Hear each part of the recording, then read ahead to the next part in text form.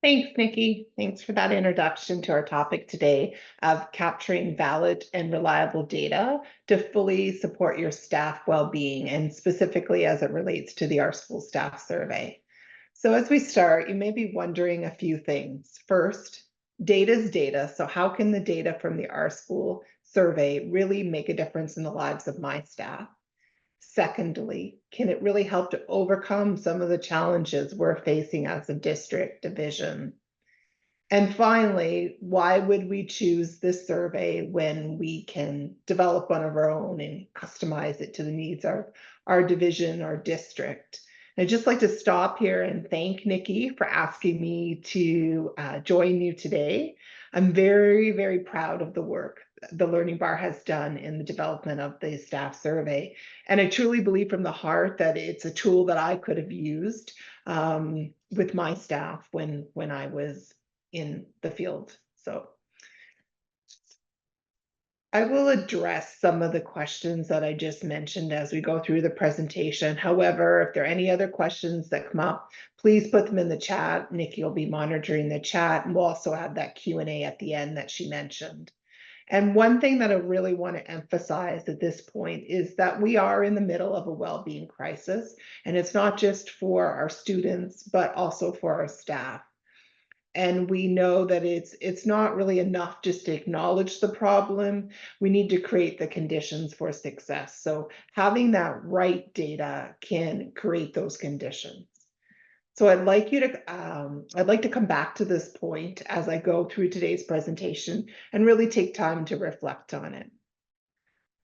So let's look at what we'll be covering today. So in the next 25-30 minutes, we'll start with setting the scene. So having a quick look at some of the statistics and reviewing the importance of having that right data. Then we'll move on to an introduction of the staff survey and why it provides you with that most reliable data. We'll check out how it's currently being used, and we'll finally take a look at the impact of data on your school planning decisions.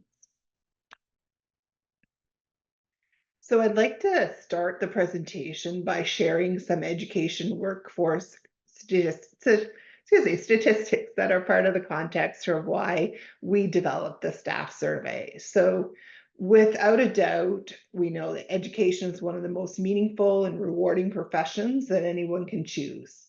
We also know that it's one of the most challenging. And as Nikki mentioned, I was in education as an administrator educator for 20 years. I've worked with the Learning Bar for 7. So really having my finger on the pulse of what's happening for 27 years in education, I know how rewarding it can be to have those connections with the students, with their parents, with other staff, but I also know how challenging it can be. And I left before the COVID pandemic hit. So I can only imagine, and I hear from my peers, how much more challenging things have become since the pandemic. So the research indicates that educators report a higher level of job stress than most other employed adults. So the rates are comparable to those of emergency room nurses, first responders, police officers. And there's also evidence that educators are almost 3 times more likely to report symptoms of depression than other working results. And I should add that these stats are from pre-pandemic surveys. So during the pandemic, many of these statistics arose. So as we move to this post-pandemic world, teacher turnover and teacher shortages are a pressing, challenging concern across the sector. I hear from former colleagues who it's difficult to find a substitute teacher to be able to grant people professional development leave because there are just those shortages are there, and they're experiencing a higher level of issues related to staff well-being. So staff attrition is particularly prevalent among educators with 3 or fewer years of experience. So for the data for the population suggests that 40% of new teachers will leave within the first 5 years. And research also indicates that 2/3, so the majority of education staff who leave the profession, do so for reasons other than retirement.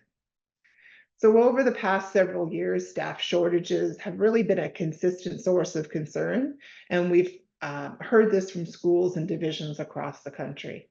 So we developed the staff survey as a tool that schools could use, have in their kit as a means of insulating themselves in some way from these trends.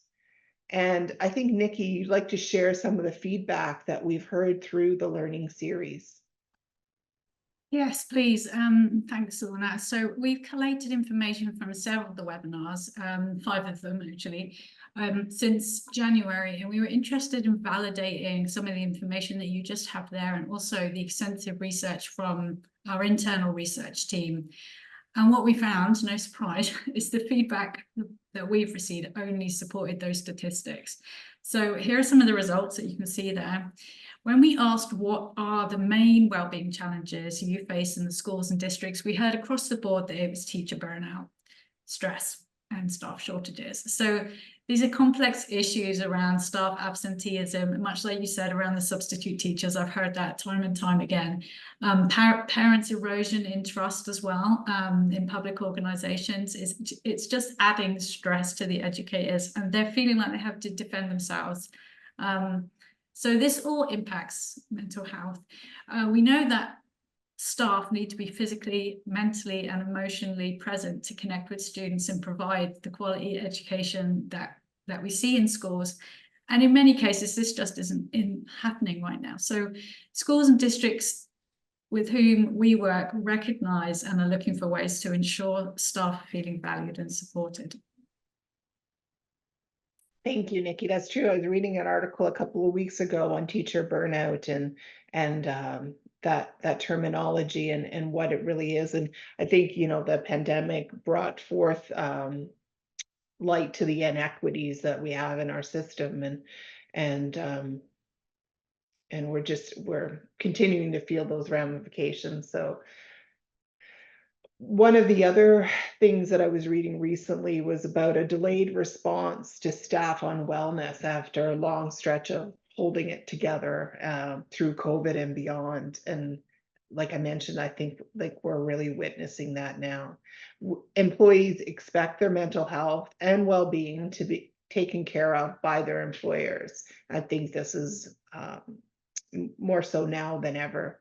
So yes, we're capturing the right data. How can it help us understand and remedy the factors that are contributing to burnout, absenteeism, really by giving you that actionable perception data, and you can provide staff with what they need based on their perspectives.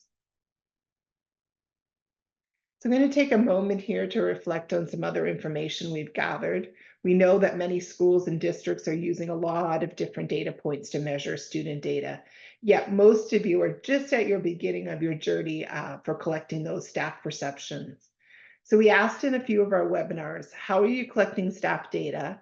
And besides using a structured survey, we heard 2 main approaches. Qualitative data from informal conversations, weekly check-ins, observations, and in-house custom created surveys. So I'm going to delve deeper into these two. So here's the challenge to the first approach, gathering that anecdotal information. So when we think of staff well-being, there often can be a disconnect between the actual concerns of the school staff and the assumed problems. So those assumptions that we're making that they're experiencing. So to rely on that unstructured, informal approach to collecting staff perceptions was not really going to provide a complete picture of what's happening in your school climate. Further, this approach leads to assumptions about the underlying causes for a given problem. And so when we work with the data, we always advocate for our clients, you know, to look and to make those predictions on what they think, but to delve into the data and to see what is really happening. And, you know, examine those assumptions that they made, and the data will really give them the answer to what is, you know, what is happening, what are our staff, what are our students experiencing. So in turn, when it comes to interventions, schools are left to intuition-based decisions or hunches, rather than valid and reliable data. So for the second one, the second challenge is that reliance on do-it-yourself surveys, those in-house surveys. And the biggest risk when surveys developed in-house is that firstly, there's lack of expertise. So inexperienced survey design can lead to biased or invalid results. I'll give you a quick example here. I have learned so much about survey design from our research department here, my colleagues, and I didn't really appreciate or understand how much went into that, and so I was just doing a quick informal Google form sending out, and I asked our chief research officer if she could just take a look at the question, and she said, well, I think, Lorna, you're really kind of leading them with that question. I'm not sure you're going to get the responses that you're looking for. So that was just something really informal and quick, polling staff about an upcoming learning series. And so, being able to revise that, and so that I had the responses that I really wanted to collect. So the second one is the data security concerns. So those do-it-yourself surveys may not have robust data protection measures. And we're asked about our data protection all the time. I'll go into that a little bit here later. But there's also questions around anonymity and feeling safe in place. Where's the data housed? Where's my data being stored? Inconsistent data. So thirdly, they often lack standardization, which can result in unreliable data across the district. Misinterpretation of results. So often the reporting is insufficient if the questions are not written in a certain way to capture the very specific elements, then the data cannot be effectively actioned. And so without proper analysis, results can be misunderstood, misused. And finally, non-compliance. So what I'm referring to here is non-compliance with complex legislation or ministry regulations. So the result is time and effort is dispensed in collecting data that may not be impactful to affect change. And I'll go into that in a little bit more detail here.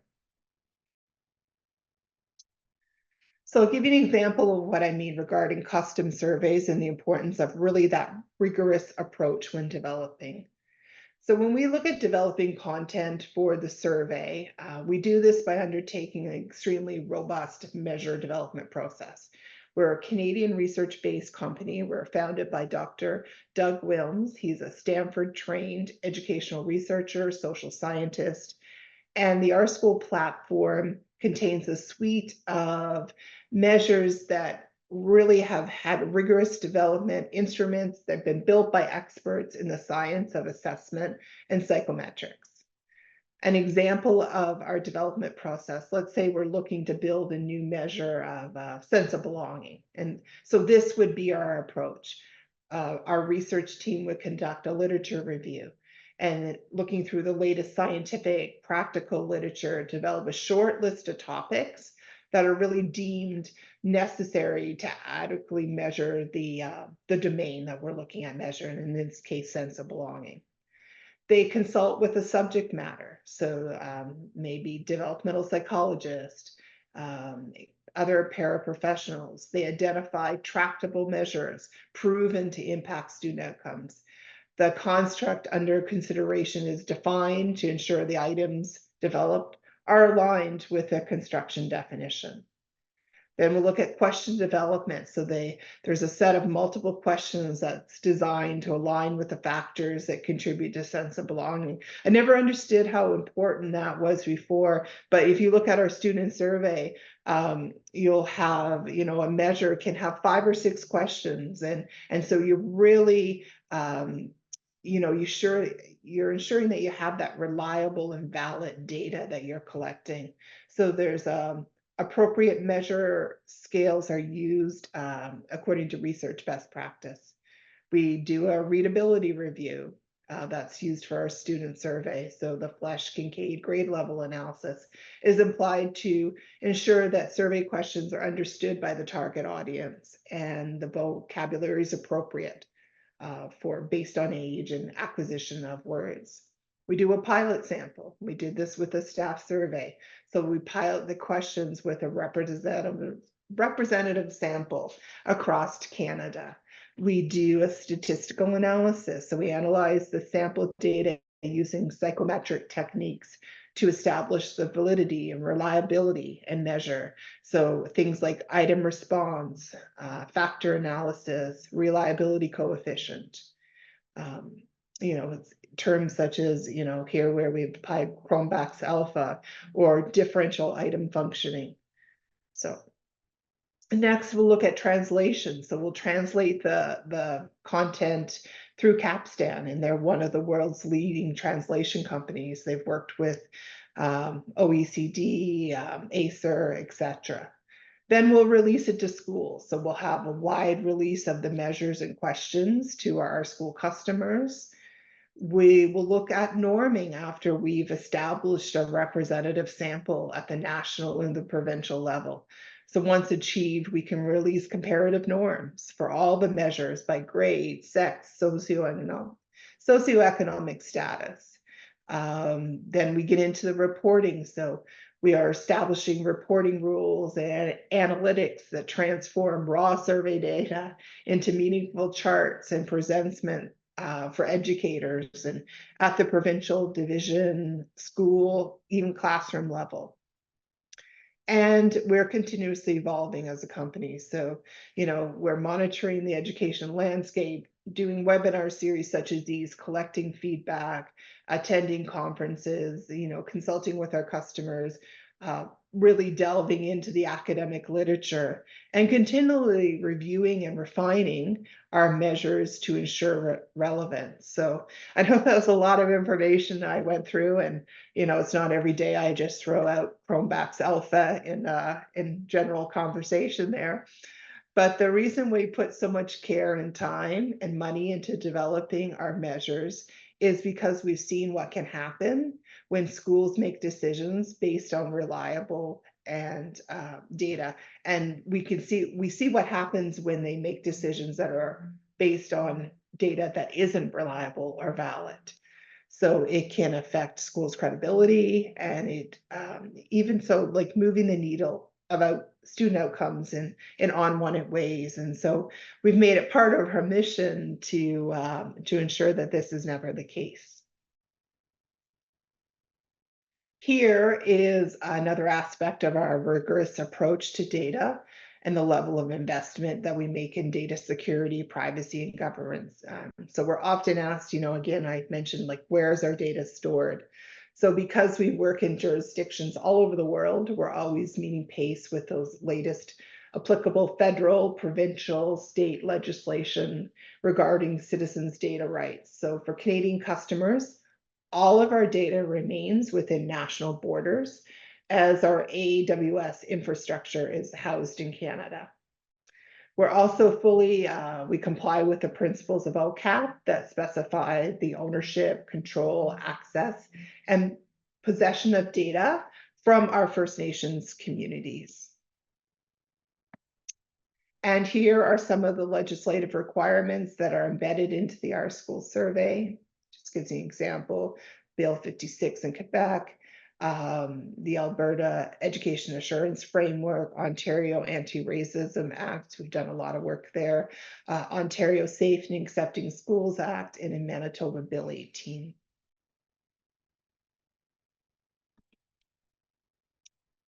So as I've outlined briefly in the previous slides, capturing staff perceptions using those proven methods in schools and districts come to understand where opportunities exist and how they can make those data-driven decisions that really address areas where effective targeted interventions are needed.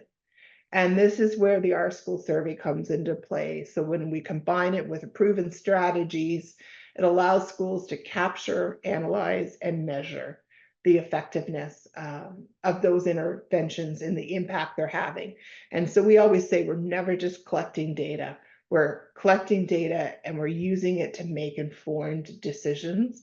And we're involving everyone in our school community in leveraging that data.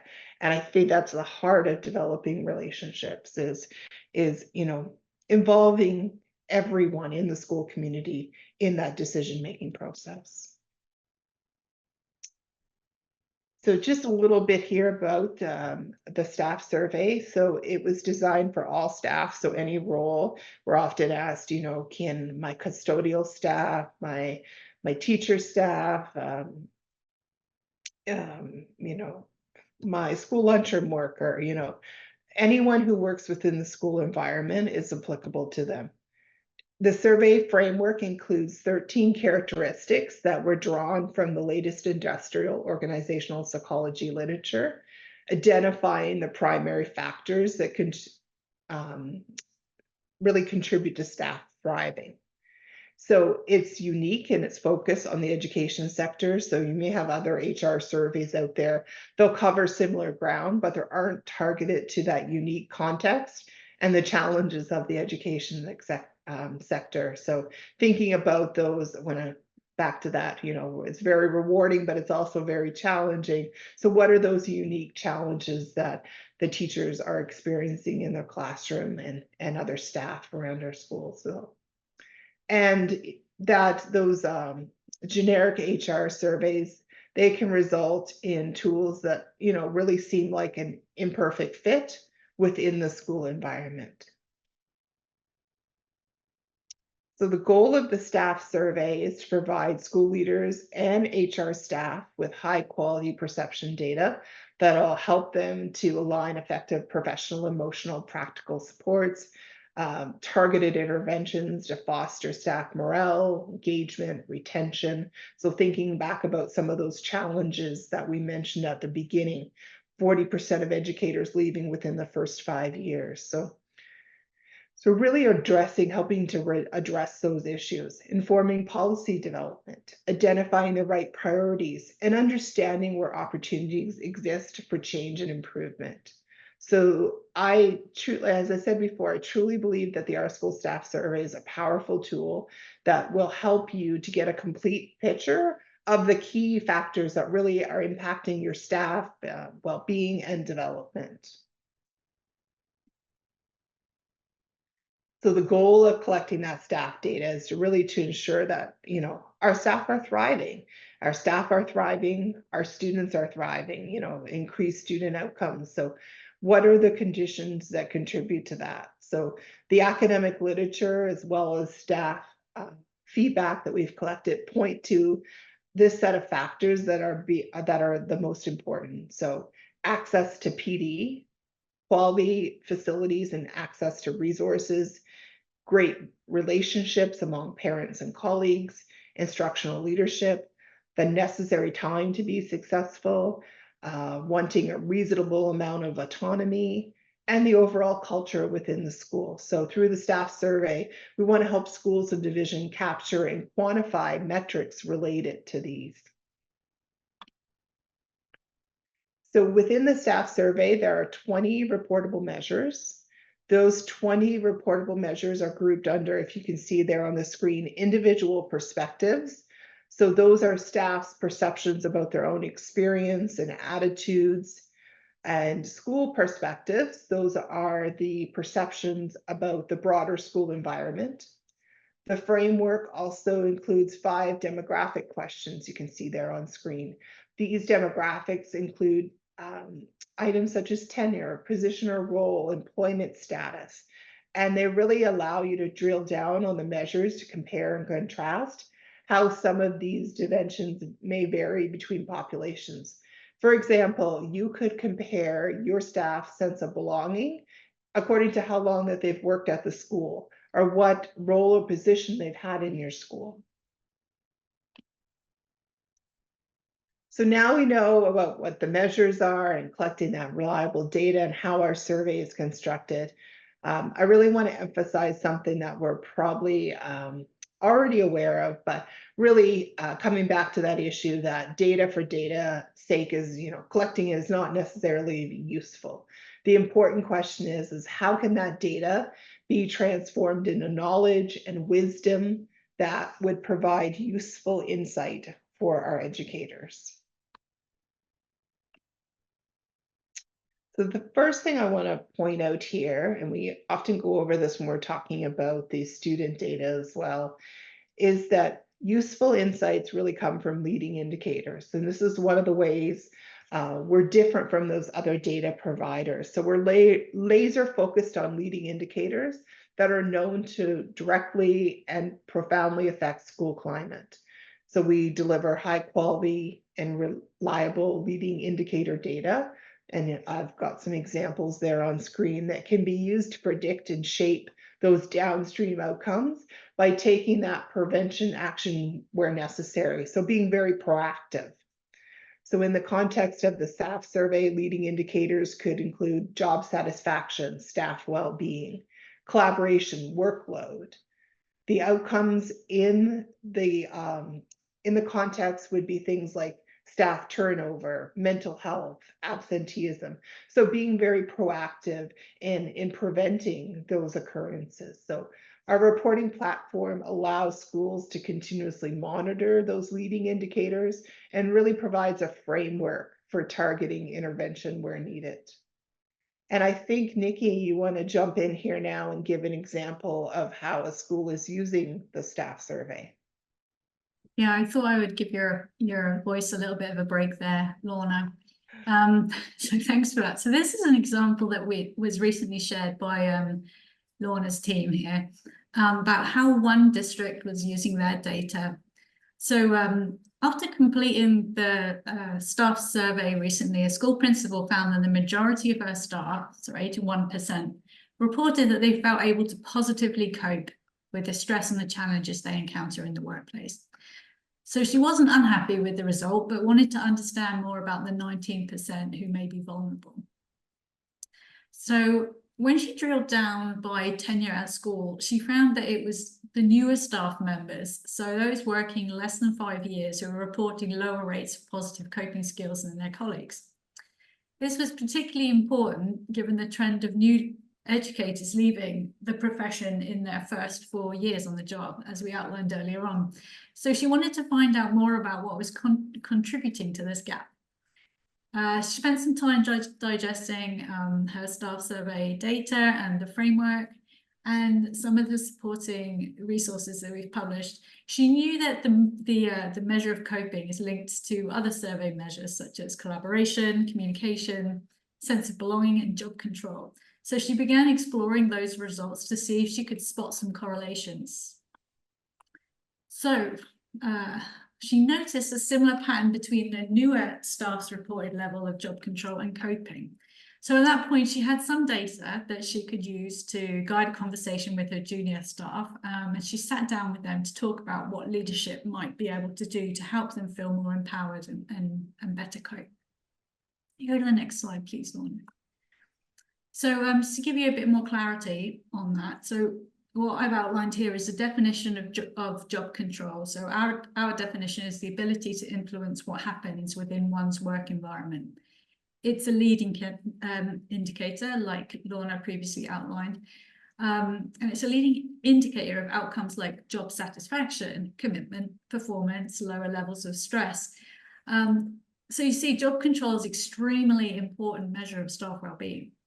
So the principal decided to make some changes to increase the level of job control among all her staff, but in particular focused on the newer staff who could be most vulnerable.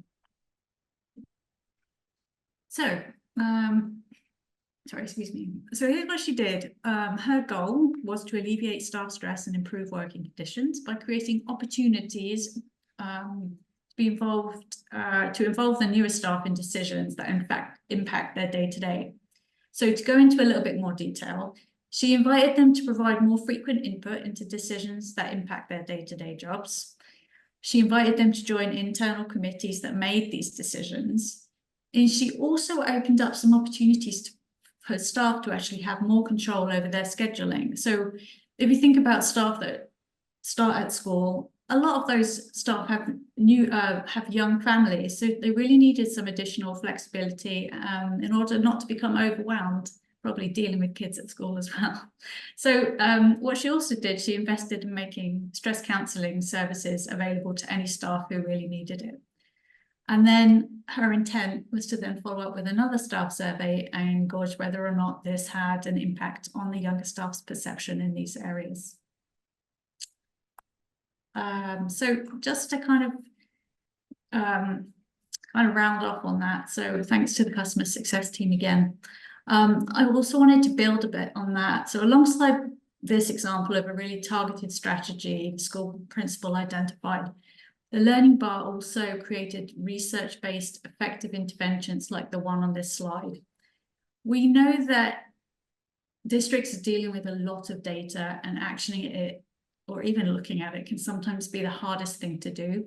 So that's the reason that we've developed these. So our team created a set of these strategies for each of the key factors that are proven to shape staff well-being that Lorna went through earlier on. So each of them is rigorously supported by scientific literature and has been thoroughly tested across a variety of occupations, including education. So workload, this one is just one example. The strategies ensure that you can take your insights and put them into action. So the key takeaway from doing any survey should be action, not just finding out what people do, but actioning that data. So each document provides a description of the measure, why it's important to staff wellbeing, strategies for the schools, and also an example of leader reflection. So I think what I'll probably do is provide you with some of these strategies in the follow-up email that gets sent after this. Thanks, Lorna. Thanks, Nikki. And that's one of the things I'm really proud of. We know educators, your field is education. That's what we do. We understand assessment practices. We understand how to move the needle on student outcomes.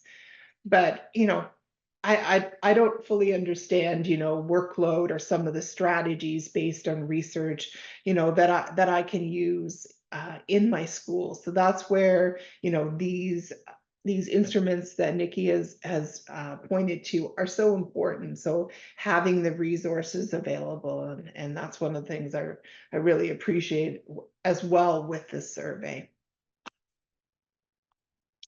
So the planning process. So what has everything we've just gone through today, what does that mean to you? So I wanted to close with sharing that we know that understanding staff perceptions and acting on that collective voice of your school community is an ongoing process. It never ends. We're continuously building those relationships to improve staff outcomes in school communities and, ultimately the outcomes of our students. We need the power of data to guide decision making, and that's supported by data-driven interventions. And those are the sheets there that Nikki just mentioned. So as you go through your planning process each year, you'll capture the accurate data from the staff perspectives. It'll help you identify strategies, and we'll put in place interventions to help you achieve your goals. You'll be able to continuously monitor and revise your goals based on the results, and to ensure that you've invested in the right professional, emotional, practical supports that benefit your staff. I'm always telling my colleagues here, time and resources, those are two key words. If we can give the gift of time, and if, so making sure that we effectively use our time. So, asking staff for their perceptions and using what they provided to ultimately make decisions and action the data, leverage the data in ways that's going to benefit them. And also, the resources and the practical supports and putting those in place. So when measured year over year, school leaders can evaluate the effectiveness of those strategic actions. And that's something that our research team works with our customers who are already using the OurSCHOOL staff survey, works with them to identify, strategic actions, where they can implement those, and really putting their data to work. And so you're not alone. We know that through our customer base, there's very, all levels of data literacy. And so, that's what we do. We do data. That's our wheelhouse. And so really supporting our customers to understand and effectively leverage their data. Over time, supports become more effective, resulting in increased engagement, reduced stress among your staff. That's leading to that burnout and that absence from work, and improve safety in the workplace, and really increase the job satisfaction. So they feel their voice is valued. They have input into the decision making. So there's that shared decision making model, and there's a purpose to collecting their voice, and that is going to improve outcomes for them, for their students. So we know the biggest barrier to implementing a staff survey is time. So that's why the OurSCHOOL team will meet customers where you're at, and really support your team. We have experts in helping you work with the data, like I just mentioned, providing that strategic guidance, consultation. We have product training for district and school staff, real-time support for districts and school staff, implementation planning and guidance through your data collection. And we have a plethora of resources on our knowledge base. We have communication templates, action plans, implementation best practices, checklists, those resources that Nikki just mentioned, their interventions. So all this to say that you're not alone. So if you're interested in carrying this momentum forward from today's session, please connect with us for more information about the staff survey. And I think, Nikki, you've included one last slide here that just really sums everything up. So, it really is a turnkey solution to providing that, that leading edge research and analysis, that reliable and valid data. And, we can really use that data to leverage in action, improve outcomes. So thank you for joining us. I think we're going to go to a question and answer. There's nothing like one of those last minute changes, Lorna, so thanks for rolling with that. No, I think it's a great summary slide.